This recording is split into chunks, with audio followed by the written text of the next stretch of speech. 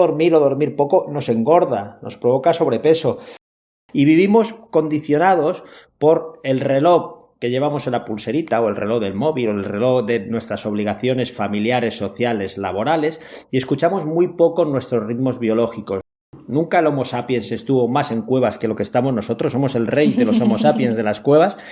Pasamos el tiempo en casas, en edificios, en hospitales, en consultas, en despachos, en naves, en sitios de interior sin ver la luz natural, con las implicaciones que tiene esto. Luego dicen, no, más de la mitad de la población tiene vitamina D baja. El sedentarismo es nefasto para el sueño.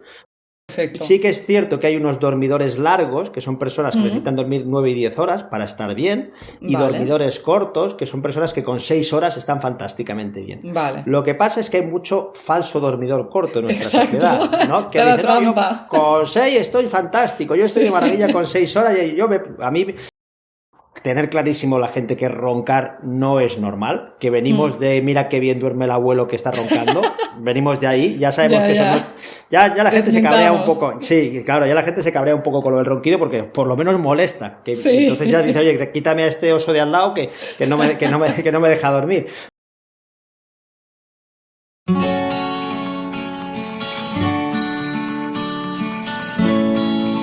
Hola, soy María Mimbrero, médico y especialista en cardiología.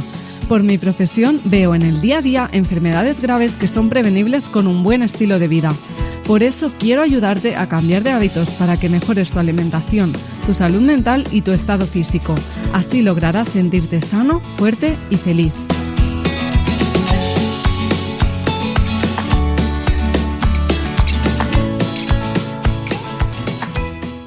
Bienvenido a Cambia de Hábitos, el podcast en el que no paramos de aportar valor para mejorar tu salud.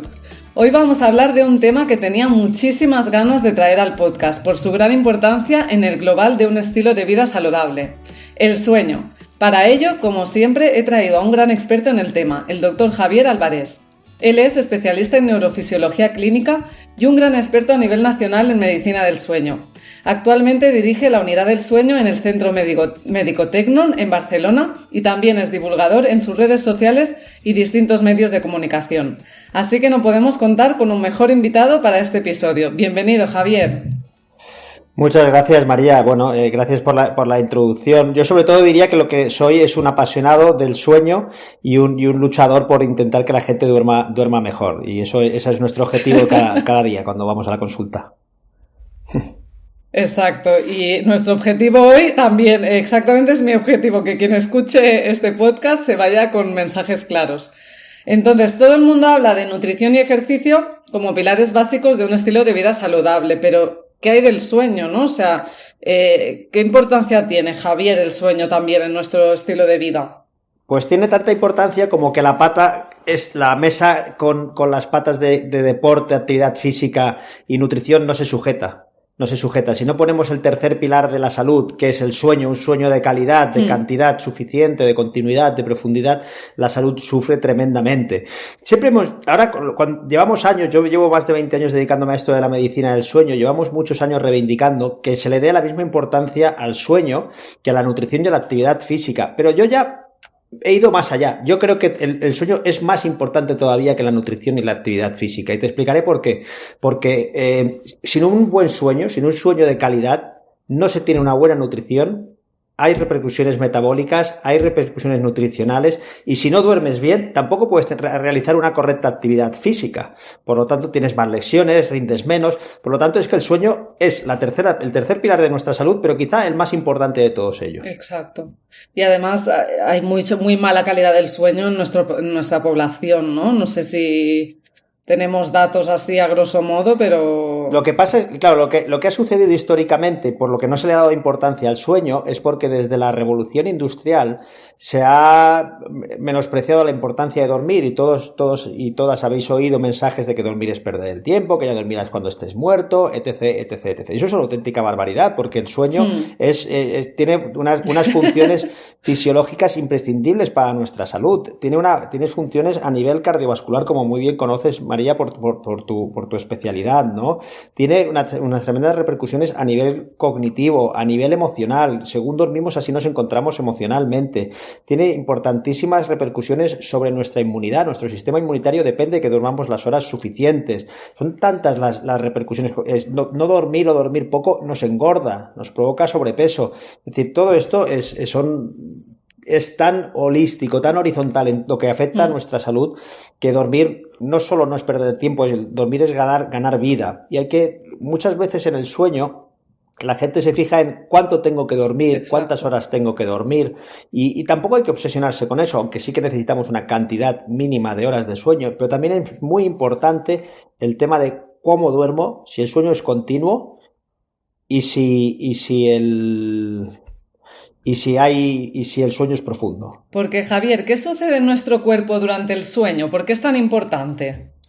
Bueno, el sueño es una parte esencial de nuestra vida porque la función fundamental es recargar todo lo que hemos gastado durante el día, ¿vale? Durante el sueño, una de las funciones fundamentales es limpiar todas las toxinas que vamos acumulando, todo lo que oxidamos, todos los productos de desechos, todas las proteínas que se acumulan durante el día a día, se eliminan durante la noche, sobre todo a nivel cerebral. A nivel cerebral pasa una cosa muy bonita que ya se dio cuenta Galeno hace muchísimo tiempo, y es que las neuronas se quedan más pequeñitas y permiten que pase el líquido cefalorraquídeo alrededor de ellas y se limpien todas las toxinas. Por ejemplo, la proteína beta-amiloide, que es como bien sabes, la proteína que se acumula en la enfermedad de Alzheimer. Pues todo esto se elimina durante el sueño. Además, durante el sueño sirve para que podamos hacer todos los procesos cognitivos, podamos memorizar, podamos guardar todo lo que nos va pasando para adquirir nuestra experiencia y tener nuestra memoria, y lo que es más importante y pocas veces se dice, para poder eliminar. En el sueño también eliminamos vivencias, que es fundamental, si no nos volveríamos todos absolutamente locos, ¿no? Es muy, muy, muy importante. Y luego, pues evidentemente, el descanso físico, la recuperación a nivel inmunitaria, el reposo a nivel de todos nuestros órganos, la reparación y la recarga a nivel emocional son fenómenos que si no tuviésemos o no tenemos un sueño de calidad, no se producen. Es decir, no existe vida sin sueño, es absolutamente imposible. Vale, genial. ¿Y qué tienen que ver los ciclos circadianos, los ritmos circadianos que todo el mundo habla últimamente? ¿Qué son y cómo influyen en el sueño? Sí, esto parece que sea una cuestión de modas, pero en realidad nada más lejos de la realidad. Ni el sueño es una moda, ni los ritmos circadianos son una moda. Son realidades biológicas. Lo que pasa es que quizá lo que sí que es cierto que cada vez se tiene más conocimientos y se difunde más, y entonces por eso parece que la gente hable más de ello. Pero no es una cuestión de moda que mañana se vaya a pasar. Es que el sueño es absolutamente como si dijésemos, bueno, ahora la cardiología está muy de moda, el infarto de miocardio, y mañana ya no se va a hablar más del infarto, ¿no? Evidentemente, teniendo infartos. por fin se ha puesto en la palestra, ¿no? Y hay que seguir en ello, ¿no? Y entonces los ritmos circadianos que me preguntabas, María, que me voy por las ramas, son los ritmos biológicos. Ritmo circadiano significa un ritmo que sigue el ciclo parecido a un día, cerca de un día, 24 horas. Y los seres vivos, todos, entre ellos el Homo sapiens, que somos nosotros, tenemos ritmos de 24 horas, no por casualidad, tenemos ritmos de 24 horas porque la Tierra gira y tenemos luz y oscuridad cada 24 horas. Eso es lo que ha hecho que los seres vivos se adapten a esta luz, oscuridad, para poder adaptarse y para poder prevenir qué es lo siguiente que viene y poder estar preparados, ¿no? Esos ritmos biológicos, esos ritmos circadianos de 24 horas en el ser humano, pues son, por ejemplo, el sueño, pero también es la temperatura corporal, también es la liberación de melatonina, también es la liberación de cortisol. Todo esto sirve ritmos de 24 horas. También nuestra fuerza, nuestra capacidad cognitiva, siguen esos ritmos circadianos. El problema de los ritmos circadianos, ¿cuál es? Pues que no les hacemos ni caso. Iba a decir hasta un taco, no sé si se puede decir tacos en esta. No les hacemos mucho caso, por desgracia. Claro. Y vivimos condicionados por el reloj que llevamos en la pulserita, o el reloj del móvil, o el reloj de nuestras obligaciones familiares, sociales, laborales, y escuchamos muy poco nuestros ritmos biológicos. Nuestros ritmos biológicos funcionan gracias a que tenemos relojes dentro de nuestro organismo, relojes metafóricos, pero sí células que hacen de reloj y que regulan esos ritmos para que funcionen correctamente. Y además, esos relojes no funcionan solo, necesitan relojeros para que darles cuerda cada día, y esos relojeros son la luz y la oscuridad, la regularidad de la alimentación, la actividad física y las relaciones sociales básicamente. Y ahí el sueño tanto es una entrada como una salida. ¿Qué pasa? Que hoy en día, en la vida que estamos llevando, aparte de escuchar poco a nuestra biología y cómo nos encontramos y qué es lo que necesita nuestro cuerpo, además estamos perdiendo esos relojeros, esos sincronizadores. Tenemos muy poco contraste de luz-oscuridad. Es decir, estamos mucho tiempo en interiores. Nunca el Homo sapiens estuvo más en cuevas que lo que estamos nosotros. Somos el rey de los Homo sapiens de las cuevas.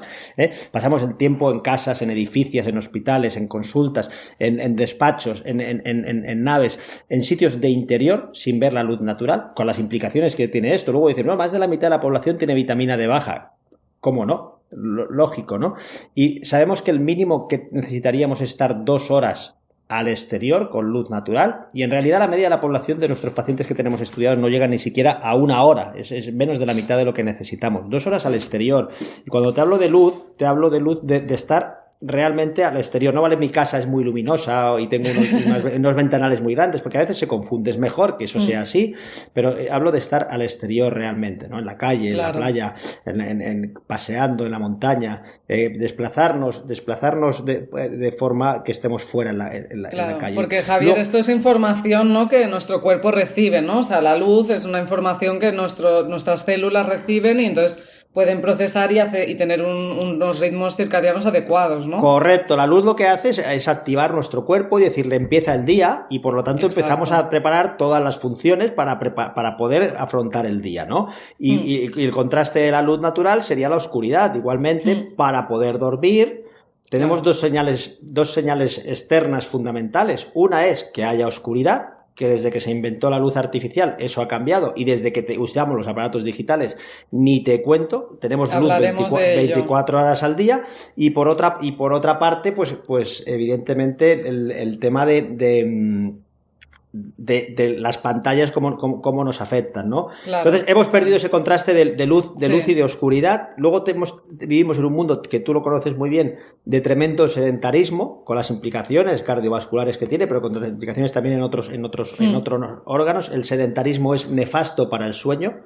Para dormir bien tenemos que tener actividad física, por esa coherencia, por ese contraste por el día me tengo que mover, tengo que generar un cierto cansancio para poder dormir, para que se vaya acumulando la adenosina, que nos dé la señal cerebral de que toca dormir. Eso no quiere decir extenuarse haciendo actividad física para dormir mejor. Eso no funciona. Incluso si uno se extenúa y hace demasiada actividad física, a veces dormimos peor porque nos activa, sobre todo si es por la noche, ¿no? Claro. Pues luz, oscuridad, sedentarismo, actividad física, y luego regularidad en las comidas, que también se está perdiendo mucho, y ahora en la pandemia, pues lo de las relaciones sociales ni te cuento, ¿no? Que también nos ayuda a regular. Por lo tanto, nuestros relojeros los hemos aniquilado, y nuestros ritmos biológicos están un poco como perdidos, ¿eh? Entonces, tenemos unas vidas muy estables. Lo otro que te decía que también es muy importante como información externa es la temperatura ambiental.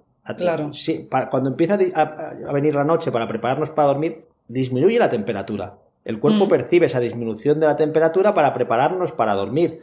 Como vivimos en casas, en edificios con temperaturas estables todo el día, dejamos la calefacción a tope, y eso afecta a nuestro sueño. Es muy importante que tengamos en cuenta que para dormir hay que bajar un poquito la calefacción. Deberíamos estar por debajo de 20 grados. Eso es un buen detalle que en invierno, sobre todo, muchas veces olvidamos, y tenemos cantidad de pacientes, y seguro que tienes muchísimas oyentes, que parte de su fraccionamiento del sueño viene por un exceso de temperatura en la habitación. Claro, importantísimo. Sí. Mi marido baja a 15 la temperatura. Ahí ya te tienes que arreglar. Pero estamos bien, ¿eh? O sea, nos hemos acostumbrado. Claro, es mucho mejor. Luego, la clásica pregunta. ¿Cuántas horas hay que dormir realmente? ¿7:30, 8, 9, 10? ¿Cuál es tu opinión? ¿Qué dice la ciencia, Javier? Depende de la edad, que en nuestras distintas edades vamos cambiando. Vale. Un dato que siempre tenemos que comentar y que es imprescindible es que, por ejemplo, los adolescentes deben dormir entre 9 y 10 horas. Cuando tienen 12, 13, 14 años deberían estar en torno a las 10 horas, y a partir de ahí, a partir de los 14, 15, 16, 17, 18 años, deberían seguir durmiendo 9 horas. Tú dime si conoces algún adolescente que duerma 9 horas. Madre mía, te va a costar encontrarlo, ¿no? Sí. Y eso, luego si quieres hablamos de los adolescentes porque es todo un mundo, ¿no? Esa privación de sueño. Los adultos Sí. entre 7 y 8 horas, más las 8. Y las personas mayores pues empiezan como parte del envejecimiento, empiezan a perder parte de esa capacidad de dormir estas horas y empiezan a dormir menos y el sueño es más fraccionado. Pero no es que necesiten menos, es que son capaces de dormir menos. Eso siempre se dice, no, es que necesitan menos las personas mayores. No es tal, ¿no? Es y Javier, depende de la persona, es decir, hay personas que igual necesitan 8, porque por ejemplo mi pareja dice, yo es que necesito 8, y yo igual con 7, 7 y media ya voy bien, o ¿cómo podemos saber? Por supuestísimo, igual que cada corazón late a un ritmo, cada persona necesita unas horas de sueño, ¿no? Claro. Sí que existen pero la media, lo estándar son 7 o 8 horas en adultos, más 8. Perfecto. Sí que es cierto que hay unos dormidores largos, que son personas que necesitan dormir 9 y 10 horas para estar bien, y dormidores cortos, que son personas que con 6 horas están fantásticamente bien. Vale. Lo que pasa es que hay mucho falso dormidor corto en nuestra sociedad, ¿no? Que dicen, no, yo con 6 estoy fantástico, yo estoy de maravilla con 6 horas, y a mí, no sé, si yo voy a subirme a un avión y el piloto me viene que dice, yo soy de esos supermanes, porque además suele ser un signo de virilidad, fardar de que duermes poco, y eso es una auténtica ignorancia, ¿no? Pero ha sido así, lo ha hecho todo el mundo esto, ¿no? Sí. Presidentes de países 4 horas, poderosísimos, ¿no? Y la mayoría de nuestros políticos van cortos de sueño, y cuando se reúnen allí en la Unión Europea y se pasan la noche entera y te dicen al final, han conseguido llegar a una reunión, a un acuerdo a las 7 de la mañana sin dormir, y dicen, madre, ya estamos listos, ¿no? Estamos apañados. Pero es cierto que cuando esta gente que te dice, duermo 6 horas y estoy bien, yo a la mayoría les digo, bueno, intenta dormir 7, a ver cómo estás de bien. Ya. ¿Vale? Claro. Porque lo que tendríamos que mirar es cómo nos despertamos, María. Si tú te despiertas de forma natural, es que has terminado tu periodo de sueño. Si tú necesitas una alarma para despertarte, no es que necesitas 6 horas, te ha despertado una alarma. Nadie se pone una alarma para dejar de comer a mitad de la comida. Exacto. Dejas de comer, si lo haces bien, cuando más o menos empiezas a tener señales de saciedad, incluso debería ser un poquito antes, como bien sabéis, como hacen los japoneses al 80%, y entonces es mucho más saludable. Pues el sueño aquí no pasa como la nutrición del 80%, aquí hay que dormir el 100%. Por lo tanto, lo ideal sería que nos pudiésemos despertar de forma natural, y eso diría que hemos dormido las horas necesarias. Vale. Pero si me permites, María, en este tema, ya que estamos con cuánto tenemos que dormir, la cantidad nos fijamos mucho y se olvida muchas veces que no solo es cuestión de cantidad, que el sueño haga su función de reparar, de recargar, y todo esto que os he comentado no depende solo de la cantidad, sino también de la calidad, de la profundidad que tiene el sueño, que haya suficiente sueño de ondas lentas, fase 3, que haya suficiente sueño REM, y que además que no esté fraccionado, que no haya un número importante de despertares. Por lo tanto, los 3 factores son importantes: cantidad, profundidad y continuidad, los 3 factores. ¿Y cómo podemos averiguar si nuestro sueño es reparador a pesar de dormir las horas? ¿Qué signos nos podrían decir que no estamos durmiendo bien? Tú te levantas, María, por la mañana y dices, me como el mundo, qué ganas tengo de ir al hospital, hoy estoy fantástica, tengo ganas de visitar a mis pacientes y ver que me cuenten cómo están y de poder ayudarlos, y después de esto estás bien, has dormido de maravilla, ¿no? Te notas despejada, te notas alegre, te notas con ganas. Si te despiertas y dices, ¡guau! Madre mía, al hospital ahora, vaya rollo, y a ver a los pacientes y luego aguantar aquel compañero pelmazo y no sé qué, pues no estás muy bien ni anímicamente, ni físicamente, ni nada. Es escuchar nuestro cuerpo una vez más, ¿no? Según nos encontremos. Es mucho más importante cómo me encuentro que obsesionarse con las horas y con las profundidades y con todos estos sensores que hay hoy en día de muñeca que me dice que es muy poco sueño profundo. Bueno, realmente esto son sensores que no está muy bien para el Big Data, para que la gente tome conciencia de la importancia de dormir, pero hay que tener cuidado no obsesionarse con esos datos de cuánto me dice de profundo, cuánto me dice de REM. Sí que es cierto que muchas veces nos llegan pacientes a la consulta que han visto en estos dispositivos que tienen muy poco sueño profundo y dicen, ¡ay!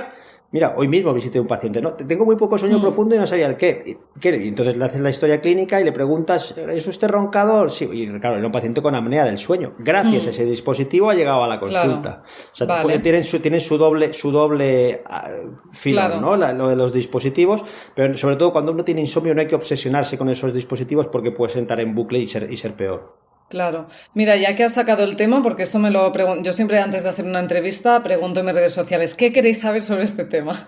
Y muchas personas me han dicho que si estos dispositivos sirven, si realmente dan información fiable o...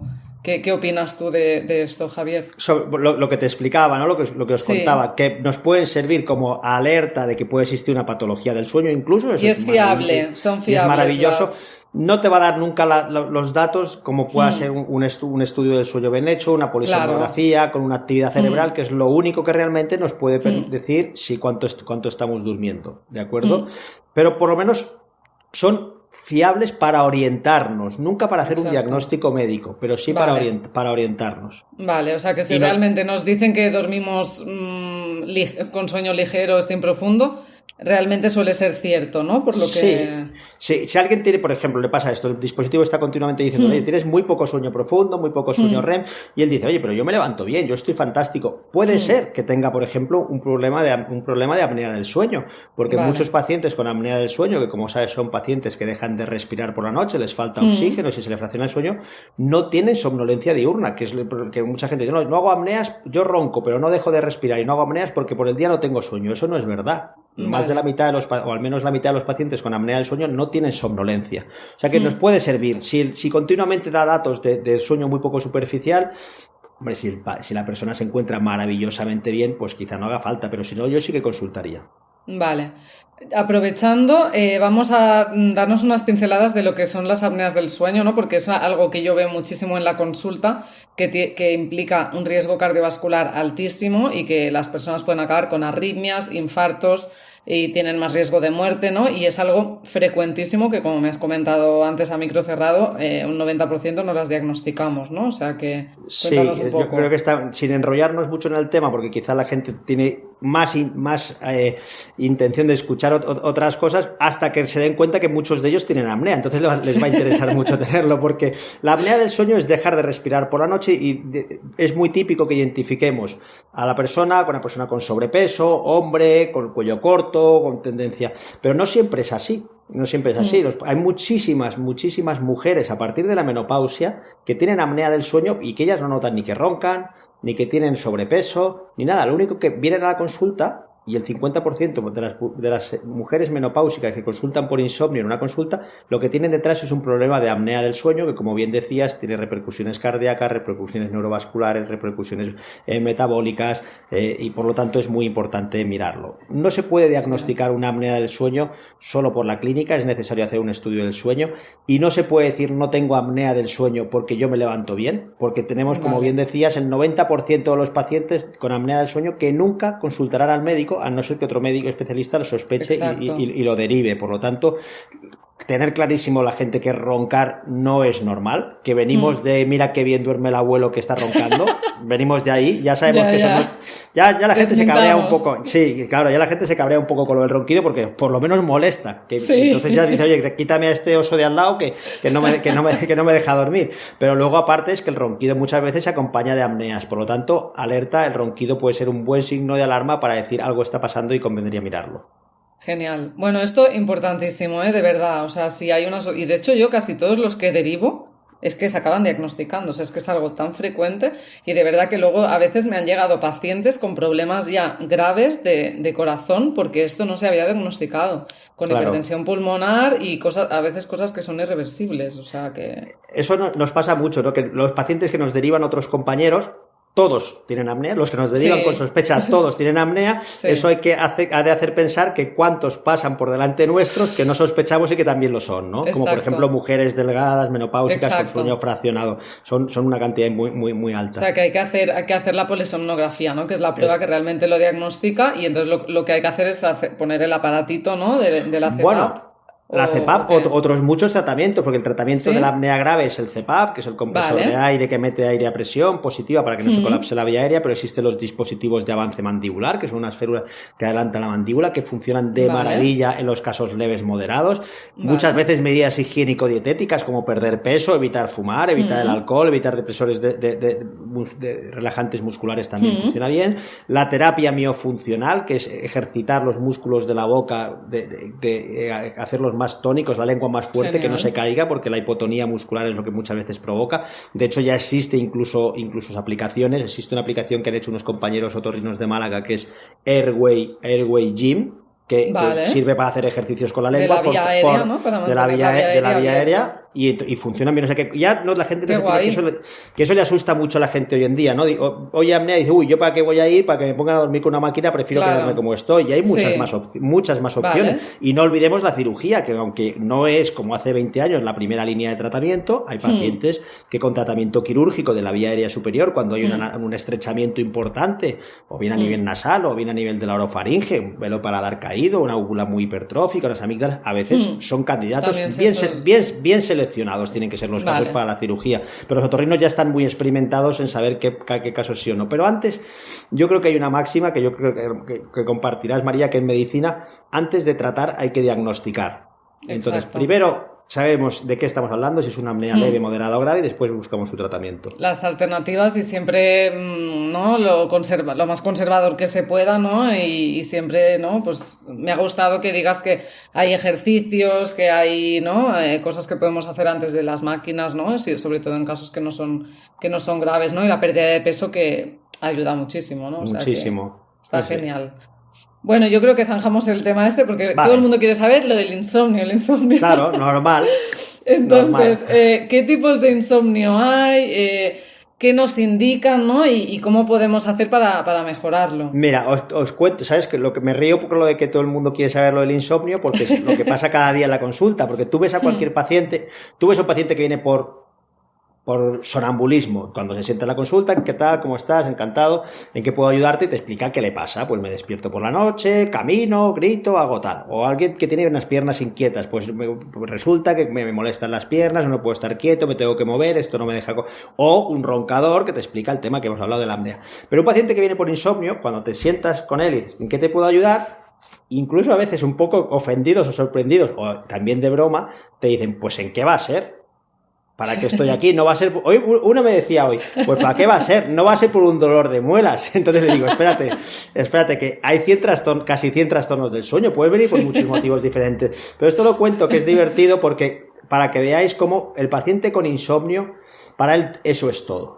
Se convierte en el centro de su universo. Cuando empieza a dormir mal, es muy fácil entrar en bucle, que empiece a focalizar, que mi vida se quede como el sueño condiciona la vida, y eso es cierto. Y si duermo mal, pues pierdo muchísimas oportunidades en esta vida, en todos los sentidos.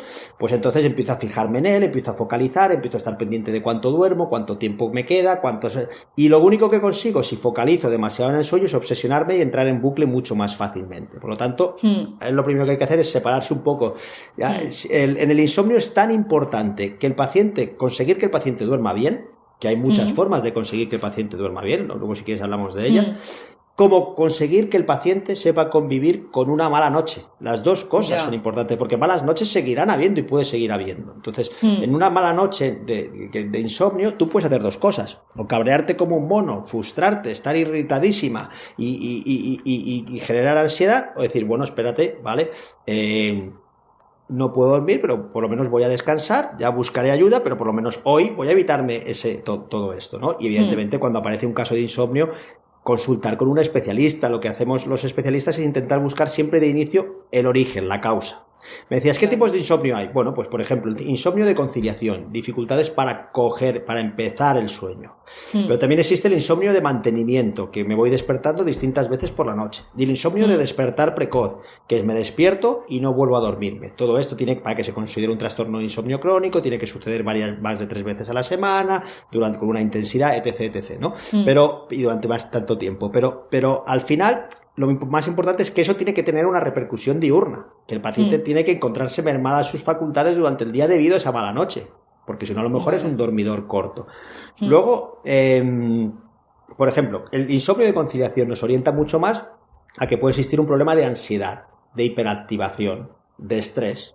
Vale. De que el paciente esté viviendo continuamente con las catecolaminas y con el cortisol disparado, y llega a la noche con tales niveles de cortisol que es imposible dormir. También podemos tener el insomnio de fraccionamiento del sueño, que suele también estar muy relacionado con este tipo de desencadenante, ¿no?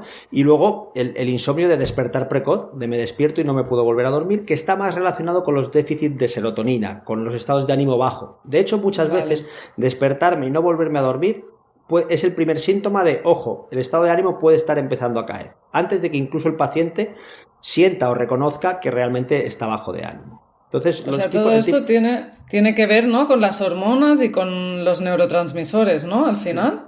Todo ahora yo me lo llevo todo a la neurociencia, pero es que somos y hacemos y vivimos según funciona nuestro cerebro, ¿no? Entonces, lógicamente, pues si al final hay una hiperactivación, es por cómo está funcionando nuestro cerebro, qué neurotransmisores están sobrando, cuáles están faltando, qué zonas del cerebro tendrían que estar más hipoactivas durante la noche y no lo están, y cuáles se tendrían que estar activando. No olvidemos que durante el sueño nuestro cerebro no se apaga, sino que hace muchísimas cosas, pero en centros diferentes, en zonas diferentes.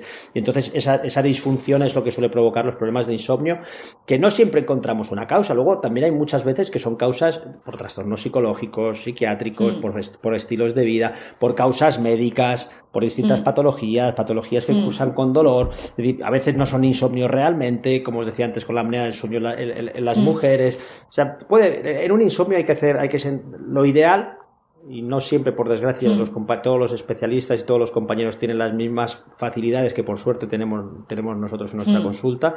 Por eso me es muy fácil hablar así, pero lo ideal en un paciente con insomnio es sentarte, poder hacer una historia clínica que a veces te puede llevar perfectamente una hora, y intentar tener muy, muy estudiado todo lo que le está pasando a esa persona, sus relaciones sociales, su estilo de vida, su actividad física, su nutrición, tantas cosas, ¿no? Lo que explicábamos antes de la luz natural, cómo está en su trabajo, tiene motivaciones, tiene momentos de calma, sabe parar. Nos encontramos muchísimas personas, y de tus oyentes habrá muchas seguro también, que nos dicen, es que yo no puedo parar la cabeza. No puedo dormir porque yo llego a la noche y mi cabeza sigue y yo no puedo parar, y si no es un pensamiento y es otro y demás. Claro, es normal, y ahí no vale decirle, María, oye, no, tranquila, tú no te preocupes, no pasa nada, te relajas y ya está. No, aquí eso no funciona así. Tú vives de una forma porque según tienes tu estructura cerebral, y somos de una manera por nuestra genética, por nuestra educación y por nuestras vivencias y nuestra experiencia. Eso es lo que moldea nuestro cerebro. Pero existe neuroplasticidad cerebral. Nosotros podemos modificar cuáles son las conexiones de nuestro cerebro. Si llego hiperactivado es porque mi cerebro solo sabe comunicarse de esa forma. Si yo quiero que ese cerebro no se hiperactive y que se comunique de otra forma, tengo que trabajarlo. Igual que si quiero tener bíceps, tengo que hacer pesas. Si quiero que mi cerebro sepa parar y estar más tranquilo y estar calmado, tengo que trabajar otras formas de hacer. No va a venir ni con ninguna pastilla ni con ningún milagro de hábitos del sueño. ¿Vale? Entonces ahí es donde utilizamos muchísimo hoy en día la meditación, la autocompasión, que es cómo conseguir ser más amable con uno mismo, menos autoexigente, menos perfeccionista. Todos estos son valores muy importantes que nos solucionan muchos de los problemas de insomnio. Es genial porque, mira, mientras hablabas me venían a la cabeza, por ejemplo, pues personas que conozco muy cercanas en mi familia, que son mujeres que están, pues menopáusicas, que están resignadas a dormir mal, ¿no? Y es que yo soy así, yo me identifico con ese insomnio, ¿no? Forma parte de mí, que eso también es un poco un problema, ¿no? Llegarse a identificar tanto con eso. E incluso estar un poco orgulloso, ¿no? De es que yo no puedo dormir. Bueno, a veces, ¿no? La gente se identifica con las patologías. Y pensar que no tiene... pensar que no tiene solución, ¿no? Porque yo ya soy así, y eso es un problema porque no es cierto, ¿no? Por lo que has dicho, ¿no? O sea, podemos modificar nuestro cerebro, podemos cambiar, y hoy en día tenemos herramientas brutales para poder bajar estos niveles de hiperactivación, ¿no? Muchísimo, es decir, resignar, una de las cosas más bonitas y que nos hace vivir a nosotros tan intensamente nuestra especialidad y la dedicación a la medicina del sueño es que es muy agradecida. María es tremendamente agradecida, ¿vale? Nuestra especialidad, los pacientes, la gran mayoría de los pacientes consigues que mejoren, y muchos de una forma brutal, que les transforma la calidad de vida. Entonces, eso como no te va a dar energía y no te va a motivar para seguir cada día y verlos con ilusiones, que es brutal ver una persona que viene pues muy mermada y que según qué diagnóstico y qué tratamientos pongas en marcha, cambia totalmente. Y eso pasa con la mayoría de nuestros pacientes. Por lo tanto, resignarse ante una patología del sueño nunca. Hay que consultar con especialistas, hay que llegar a un diagnóstico certero y hay que ver qué puede estar pasando para llegar al tratamiento más adecuado, que puede ser, como veis, os estoy comentando aquí, de lo más variado. Yo estoy aquí hablando de meditación, de autocompasión, de hábitos, de rutinas, pero ojo, cuando viene un paciente nos dice que esto seguro que hay muchas oyentes que también, yo soy antipastilla, yo soy antimedicación. ¿Cómo que anti? Yo puedo ser anti un equipo de fútbol o anti una, no sé, lo que quieras, pero anticiencia, es decir, los fármacos no son malos. Suerte que tenemos fármacos. Suerte que tenemos antidepresivos, suerte que tenemos ansiolíticos, suerte que tenemos hipnóticos, suerte. Lo que pasa es que los fármacos se usan mal, y cuando no se tienen que usar, y mal prescritos, y no prescritos, y porque me lo ha dicho la vecina, o porque lo tiene mi padre, y sin control médico posterior de cuánto tiempo lo estoy usando. Los fármacos como inicio en el tratamiento del insomnio muchas veces son necesarios y nos ayudan. Tampoco como inicio, porque en cualquier problema de insomnio lo primero que hay que hacer es el diagnóstico y empezar con terapia cognitivo-conductual, con psicoterapia, y muchas veces con plantas medicinales y con melatoninas, pero esto siempre pautado por un médico, que aunque sean productos naturales, aunque sean complementos alimenticios, también tienen sus riesgos y a lo mejor no es lo que necesitas, por lo tanto es siempre diagnóstico antes de tratamiento. Y después, a partir de ahí, pues a veces necesitamos utilizar fármacos, y suerte que existen los fármacos para subir escaloncitos, para poner al paciente y su química cerebral que decíamos, sus serotoninas, sus catecolaminas, en el sitio donde tienen que estar para poder trabajar a nivel de psicoterapia, a nivel de hábitos. Si tú estás con un paciente con un ánimo muy bajo, si no utilizas un antidepresivo, pues bueno, a lo mejor si tienes la suerte de que ese paciente se pudiera ir a las Maldivas a mirarse el ombligo y a no hacer nada y a estar como allí una maravilla, pues a lo mejor sí que podemos recuperar esa serotonina. Pero si en nuestra vida diaria la mayoría de la gente pues tenemos una serie de obligaciones que a veces nos gustan más, otras menos, a veces personas con muchas dificultades, con experiencias traumáticas y que necesitan pues evidentemente de un empujoncito farmacológico. Pero hay muchas más formas, nunca hay que dejar solo en la mano de los fármacos el tratamiento del insomnio, eso seguro que no. Solo fármacos para tratar un insomnio, nunca. Claro, que igual los necesitas durante un tiempo como una ayuda, ¿no?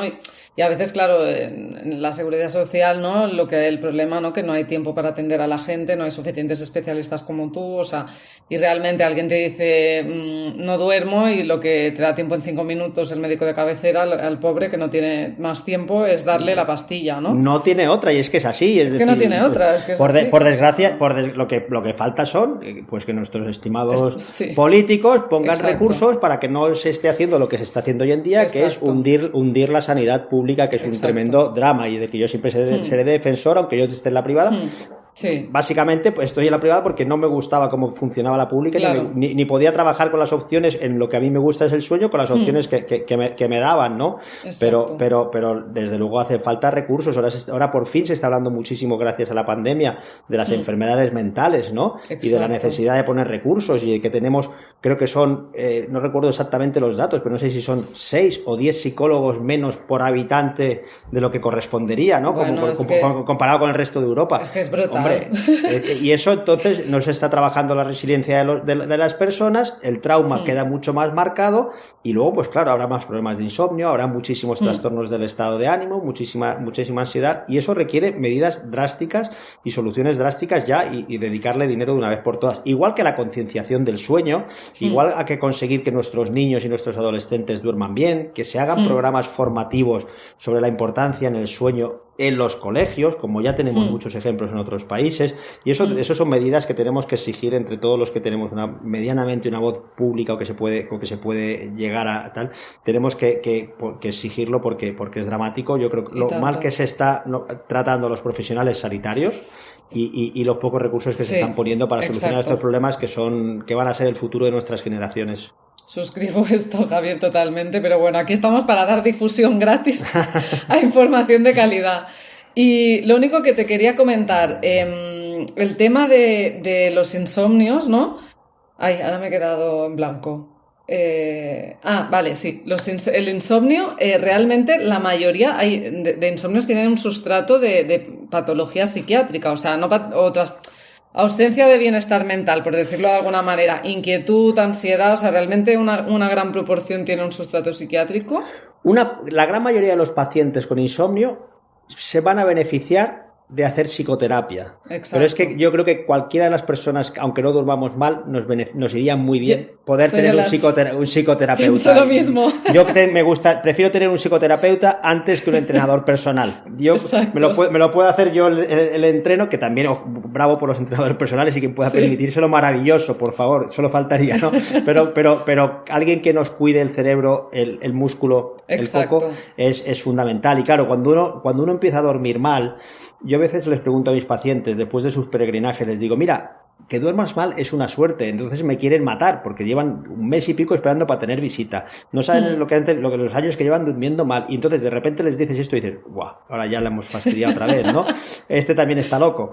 Entonces dice, no, porque el insomnio muchas veces es, nuestro cuerpo nos está avisando que hay ciertas cosas que tenemos que cambiar. Y esas cosas pueden ser estilos de vida, pero también pueden ser alteraciones emocionales, pueden ser déficits de cómo gestionamos nuestro día a día, y dotar, que es lo que hacen los maravillosos psicólogos, de recursos, de dotarnos de recursos emocionales, hacernos más capaces de identificar nuestras emociones, de poder esa emoción conseguir que no nos arrastre y que que esa emoción no desencadene un pensamiento y que ese pensamiento nos lleve al bucle, que es lo que pasa en el insomnio continuamente. No puedo dormir, ostras, no puedo dormir, pues si no puedo dormir mañana estaré hecho polvo, si estoy hecho polvo el jefe me echará una bronca, si me echa una bronca igual me despide, entonces resulta que llevo 10 minutos despierto y lo que me han despedido del trabajo ya, ¿no?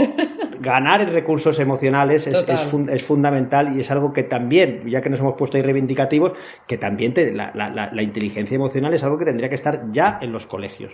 Y entonces seguramente pues habría menos patología psiquiátrica, habría menos insomnios y habría que gastar menos después. Totalmente. No hay cómo invertir en educación. Es importantísimo, y yo cada día, esto siempre lo digo en todos lados, es que veo pacientes con problemas psiquiátricos, mis pacientes que acaban con problemas de corazón. También la palabra psiquiatría como que es el tabú, a ver, que no es nada, o sea, no es estar loco, no es nada, realmente el bienestar mental es lo raro hoy en día. Y yo siempre digo que para conseguir el bienestar mental tienes que hacer algo activamente, o sea, el bienestar mental no lo tienes de base porque esta sociedad está loca, estamos todos estresados y nadie está bien, entonces hay que hacer cosas activas, como dices, ir al psicoterapeuta como cosa normal, hacer meditación, que parece, yo le digo a los pacientes que tienes que meditar y o sea, es que se piensan que soy budista o algo, pero... Oye, pues no iría mal un poco más de espiritualidad también y un poco más de budismo, y que la gente trabajase ser menos apegada a las cosas físicas, que entendiésemos Exacto. que las cosas son transitorias, que las cosas tienen un principio y tienen un final, y que no pasa nada, y que también algún día nos vamos a morir, y todo eso, si no hay tanto miedo a la muerte y tanto llegar a la muerte con tanto miedo, a veces es porque pues sobre todo porque no hemos vivido. Yo la gente que he visto morirse más tranquila es la gente que ha tenido una vida más plena, ¿no? Yo creo que como tú muy bien dices, María, me encanta cómo lo explicas, hay que quitarse los tabús, hay que quitar las etiquetas de voy al loquero, del budismo no sé qué, o de meditar. Claro, la gente se pone, o le dices, no, le hablas del mindfulness, ¿no? Que la gente ya, quien más y quien menos, le han hecho un cursillo de mindfulness en el trabajo, ¿no? Oh, no, sí, 3 días, estuvimos 3 tardes allí, pero yo no. A ver, a ti no te pueden dar una raqueta y decirle que le ganes a Rafa Nadal. No le ganaremos nunca a ninguno, porque es maravilloso, pero podemos intentar entrenar mucho y un día que podamos pasar 3 bolas con él. Exacto. Nuestro cerebro, cuando nos ponemos a meditar, si no lo hemos hecho antes, no tiene las conexiones neuronales para poder hacerlo. Y por lo tanto, lo que tenemos que hacer es generar esas conexiones neuronales con la neuroplasticidad. Pero al principio lo que nos va a pasar es que nos va a bombardear el pensamiento, la vecina, mi marido, el no sé cuántos, el trabajo, el jefe, y no va a parar. Y dirás, yo es que no valgo porque me pongo más nerviosa. Claro, sí vales, no lo estás haciendo mal, simplemente eres principiante y tienes que seguir y tienes que practicar y tienes que entrenar ese músculo día tras día, y los resultados que nosotros vemos con el tema del mindfulness y la meditación y la autocompasión, de hecho hemos diseñado un programa especial que es online, que se puede hacer en casa tranquilamente, cada uno a su ritmo, que dura 8 semanas, que lo ha hecho nuestro psicólogo maravilloso Isaac Palomares, que es un genio, y está basado en esto, en tratar a través de la autoexigencia, ganar, que la gente gane en amabilidad hacia sí misma, que no siempre tengan que estar en el más, no, siempre vivimos, también hay mucho adicto a la dopamina hoy en día, y no necesariamente hay que ser cocainómano para ser adicto a la dopamina, hay muchísimo cocainómano que no consume cocaína, que siempre está en el mar, workaholics y todo esto, ¿no? Siempre más, nunca es suficiente y siempre vivimos en la cultura del siempre más, que nos hace totalmente infelices. Y eso, al final, nosotros tenemos que filosofar tanto y irnos a esta parte, porque muchas de las personas que vemos que duermen mal es por esto, no es por ninguna patología, es sencillamente por esto, ¿no? Entonces eso hay que hacer. Es la crisis de espiritualidad, la crisis de amabilidad con uno mismo, la falta de amor, el predominio del miedo, ¿no? Correcto. Y que creo que esto, cuando te adentras en el mindfulness y un poco más en este estilo de vida, ¿no? Pues piensas, ostras, es que la gente sufre mucho. Y qué bien, ¿no? y qué bien me sienta esto, ¿no? A mí, yo hace muchos años, tengo que confesar, ahora que casi nadie se lo va a contar a nadie, que yo empecé a recetar la meditación y el mindfulness, igual que el yoga, mucho antes de hacerlo.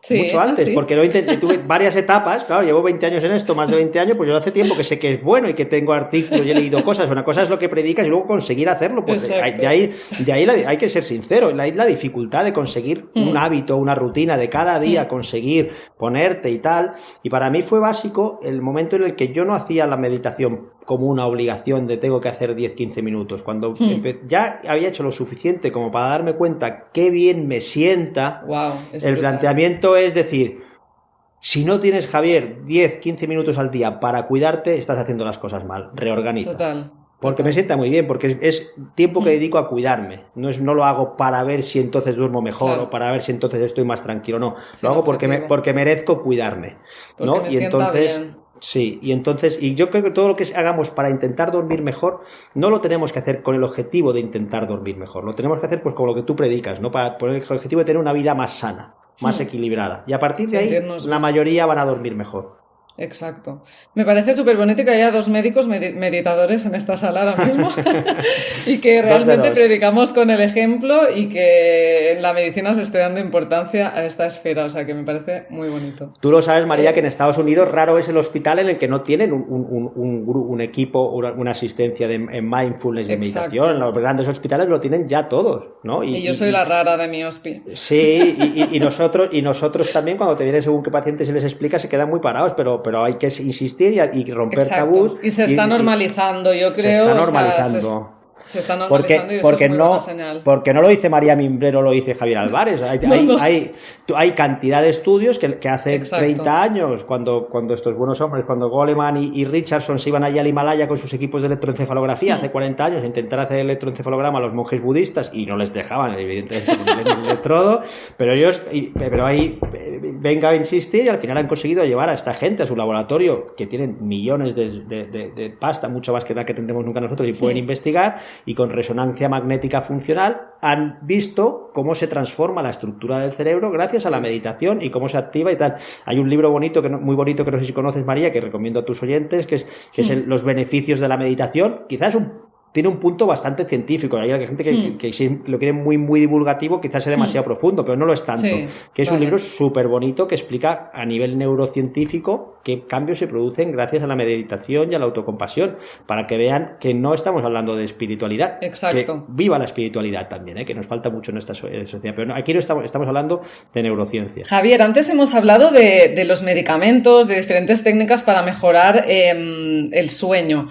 Pero, ¿qué hay de la melatonina? Porque todo el mundo habla, ¿no?, de esta sustancia que es natural y que nos puede ayudar a dormir. ¿Realmente es así? ¿Tiene efectos secundarios? La melatonina no vale para todo. Normalmente, siempre que sale algún artículo en la prensa o en alguien con poder de divulgación habla de la melatonina, parece que la melatonina vaya a curar todos los trastornos del sueño. De hecho, las sociedades médicas o los comités científicos solo recomiendan la melatonina en algunos trastornos del sueño, sobre todo en trastornos del ritmo circadiano, para el uso del jet lag, para el trastorno del retraso de fase, pero no normalmente para el insomnio, porque el problema del insomnio no suele ser normalmente un déficit de melatonina, suelen ser otras cosas como hemos estado hablando, ¿de acuerdo? Lo que pasa es que sí que es cierto que la melatonina utilizada en algunos casos de insomnio, controlada y con un tiempo limitado y unas dosis correctas, pues puede ayudar a conciliar mejor o a disminuir el número de despertares, es cierto.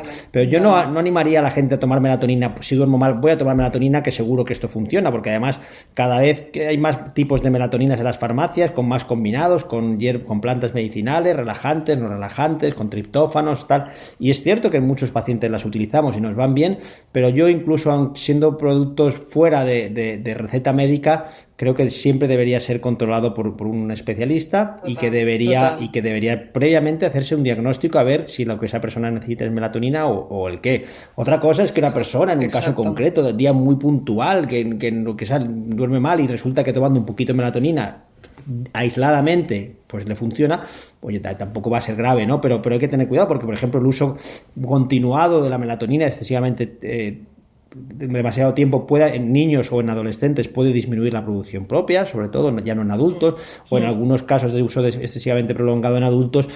Parece que puede haber cierta relación con una resistencia o generar una cierta resistencia a la insulina. Son datos débiles, pero bueno, están ahí, entonces, como te digo, mejor controlado y no vale para todo. Y luego otra cosa de las melatoninas y Javier, es que las dosis que hay de los distintos preparados que hay en el mercado, como son complementos alimenticios y la regulación que lleva es diferente a los fármacos, la dosis y la pureza varía muchísimo entre unos y otros. Vale. Al final es lo de siempre, ¿no? Que a veces las personas, antes de enfrentarse a igual tengo algún problema en mi cabecita, ¿no? Intento ir a la pastilla, ¿no? Como la pastilla para adelgazar, pues la pastilla para dormir y la pastilla para hacer ejercicio, ¿no? Y al final mejor enfrentar el problema, ¿no? Real, que muchos saben en su interior que es un signo de que algo no va bien, ¿no? En nuestra cabeza. Puede costar muchísimo más tener que separarte de tu pareja o tener que reconocer que tu trabajo no es lo que no tienes lo que te gusta y que no tienes una motivación en tu día a día y buscarlo. Puede ser una revolución o una reforma mucho más intensa y más valiente la necesaria que tomarse cualquier tipo de pastilla. Y es a lo que suele recurrir más la gente. Yo intento siempre, cuando hay situaciones de estas que te dice el paciente, yo es que ¿qué voy a hacer? Yo es que no esta situación no puedo cambiarla. Hay veces que no, pero hay veces que tienes que empoderar al paciente y decirle, perdona, aquí el actor, director, guionista de tu vida eres tú. Coge las riendas y todos los cambios son posibles por difíciles que parezcan. Exacto. Y que, bueno, y también abordarlo, porque me escribió una chica diciéndome, ostras, es que siempre se habla en los podcasts como criticando, como hablando desde que las personas son responsables de no dormir, ¿no? O culpabilizándolas y no, o sea, no queremos dar ese mensaje, ¿no? Realmente el insomnio te está avisando de algo y de que tienes que igual ponerte en el foco, priorizarte, cuidarte, ¿no? Ni muchísimamente nunca son responsables, son sufridores de ello y son los que lo están padeciendo. Lo que sí que yo creo que serían responsables es de buscar la ayuda correcta. La ayuda. Entonces sí, pero responsables no. Yo los insomnes le empatizo con ellos una auténtica barbaridad y me los quiero muchísimo y quiero intentar, yo siempre me subo en su mismo barco y digo vamos a remar juntos y vamos a intentar buscar una solución a esto porque sé el drama que es para ti. Ahora bien, vamos a tener en cuenta que parte del trabajo depende de ti y tú tienes que tirar del carro. Yo te puedo decir por dónde, pero hay veces que otras veces no, porque hay cosas incambiables o hay patologías que provocan ese insomnio y en esos casos pues a lo mejor no nos queda más remedio que utilizar medicación. Por eso. Vale, pues genial. Todo nuestro amor para las personas con insomnio. Y para despedir siempre me gusta que el podcast acabe con unas acciones, ¿no? Con unas acciones que podemos empezar hoy mismo o mañana, ¿no? Para mejorar nuestro sueño, ¿no? ¿Qué podemos hacer para que nuestro sueño sea de más calidad a partir de hoy, Javier? Hemos dado muchas claves ya, ¿verdad, María? Pero vamos a hacer como hay el tips, ¿no? Esto que nos gusta tanto, el top 10. Pues mira, vida calmada, vida equilibrada, no ir continuamente en la lucha huida, como hemos dicho, y tonificar mucho más los estados de calma, de paz, abrazarnos, escuchar a los demás. Esto es súper importante para liberar más oxitocina, ¿no? Luego, evidentemente, la actividad física es fundamental. Es mucho más importante hacer actividad física diaria. Cada día, media hora, 3/4, que no voy 2 días al gimnasio, hago 2 horas y media, que acabo agotado, pero el resto de días tengo vida sedentaria. Nuestros ritmos son circadianos, son de 24 horas y la actividad física tenemos que intentar que se repita cada día en la medida de lo posible, evitar la vida sedentaria. ¿De acuerdo? Tener evidentemente una nutrición, que no hemos hablado de ello porque ya supongo que habéis hablado muchas veces, pero la nutrición es importante para el sueño y ciertos alimentos podrían ayudarnos a dormir mejor, sobre todo los que tienen triptófano. No es el tema de ahora. Básico y fundamental todo el tema emocional que hemos dicho, reducir las horas de trabajo, ganar en tiempo de calidad, ganar en tiempo de compartir con los nuestros, de poder hacer cosas pausadas, tomarnos el tiempo para las cosas, estar en el presente, estar en lo que estoy haciendo en este momento y no anticipar. no estar siempre en lo siguiente. Buscar el monotasking, lo que hagámoslo con calidad. No podemos escuchar a nuestro hijo mientras estamos mirando el móvil. Tenemos que intentar, ya que sacamos los aparatos digitales, desengancharnos, desconectarnos. A quien no lo conozca, recomiendo aquí el libro de Mark Massif de Desconecta, que es una auténtica maravilla de explicando cómo los dispositivos digitales, las redes sociales hoy en día son la heroína del siglo XXI y cómo hay tremendas adicciones, cómo usamos muchísimas horas el móvil, mucho más de lo que las tendríamos que usar, cómo utilizamos los aparatos digitales antes de dormir. 2 horas antes de dormir no tenemos que tener pantalla, nos tenemos que olvidar de las pantallas y tenemos que empezar a facilitar el momento del sueño. Un tren no para de 300 a 0 de golpe, a no ser que tenga un accidente. Hay que ir poco a poco frenándolo. Pues con nosotros pasa igual. No podemos entrar en la cama derrapando, no podemos entrar sobreexcitados, hiperactivados. Tenemos que facilitar y las horas previas son fundamentales, pero no solo las horas previas. Entendemos que nuestra noche es la fábrica de nuestro día, que si dormimos bien nos encontramos muchísimo mejor y que si dormimos mal tiene unas consecuencias tremendas, pero nuestro día también es la fábrica de nuestra noche. Según vivamos el día, así vamos a dormir. Y en los casos de que exista alguna patología o que exista, pues por supuestísimo, para eso estamos los especialistas en sueño, que nos consulten e intentaremos buscar una solución, recordando que no hay que resignarse y que casi siempre podemos mejorar. Qué bonito, genial. Yo creo que se van con un montón de tips y con muchas esperanzas, yo creo, todas estas personas con insomnio. Así que nada, despedimos este podcast. Muchísimas gracias por estar aquí con nosotros, Javier, y un abrazo. Pues gracias a ti, María, un placer, gracias a todos tus oyentes y espero que sirva para que puedan dormir un poquito mejor. Un placer. Seguro. Venga, un abrazo. Que vaya muy bien.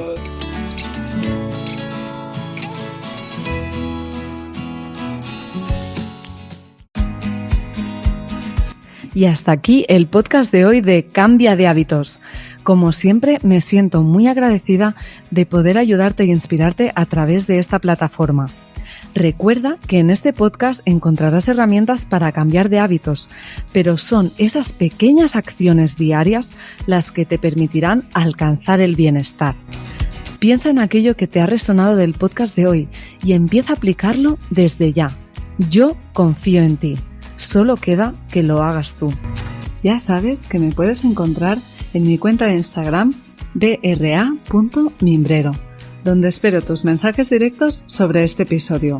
Ya sabrás que me encanta recibirlos y contestarlos. Y un último favor, si te gusta este contenido, sígueme en tu plataforma favorita y déjame una reseña. Así lograrás que esta información pueda ayudar a más personas. Y como siempre, gracias escuchante.